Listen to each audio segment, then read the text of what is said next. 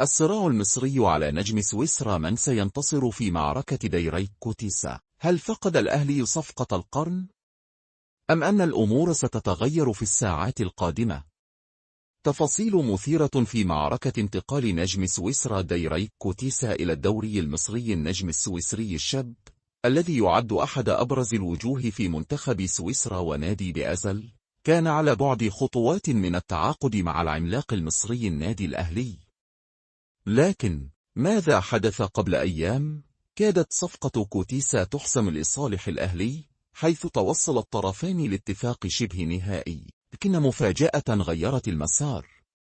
فجأة دخل نادينا الزمالك وبيراميدز على خط المفاوضات، مما دفع كوتيسا للتريث وأوقف الرد على اتصالات مسؤولي الأهلي. أزمة تواصل كبيرة، ومسؤول الأهلي لم يعودوا يجدون ردا من اللاعب، فقرر النادي إرسال بعثة رسمية من الأهلي إلى سويسرا في خطوة لإقناع كوتيسا وتنفيذ الصفقة قبل فوات الأوان.